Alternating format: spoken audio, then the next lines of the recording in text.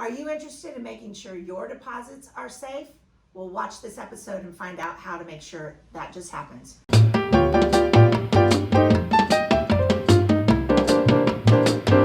Really, Mary? Hey, it's Mary Bartos with the Bartos Group of Premier Plus Realty, and it's our Really Mary for this great episode that is special every month with our legal eagle. Peter Huey, nice to meet you. That's his cue to say his name. Anyway, we are delighted to have Peter on once a month to really talk about some of the things that are happening here in Southwest Florida in this crazy seller's market.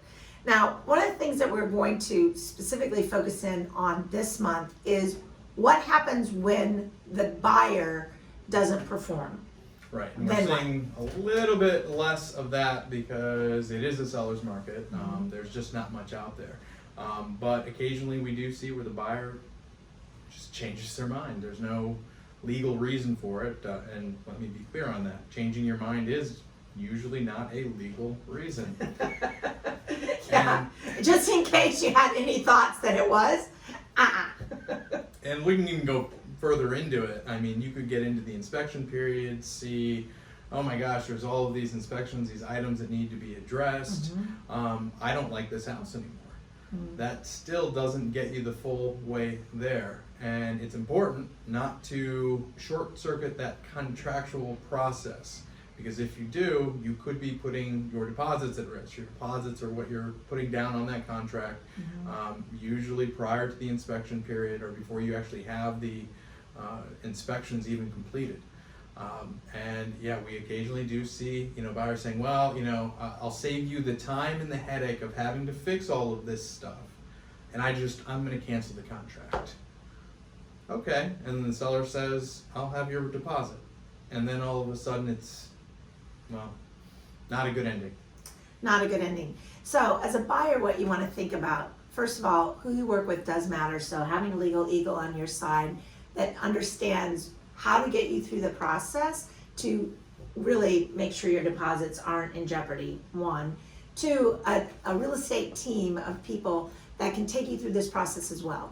And one of the things that we do with our buyers is we try to put as little down as possible and push the deposits out as far as possible so that we protect those deposits for you. Now, if we can't do that and you ultimately, don't kind of follow through the process, then what happens is you've got to make sure someone is protecting your deposits. So following that process through, as Peter says, is important.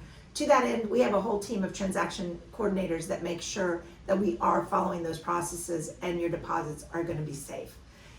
I don't know, anything else, Peter? That's a nice necklace you have. Do you like my tie? I like your tie. Does it seem familiar? Of course not. It was a month or two ago. Let's just say that. Anyway, anything else that you wanted to add on this topic? Other than your necklace? No. I'll add one thing. Read the contract. It really just comes down to that. Simple. Read the contract.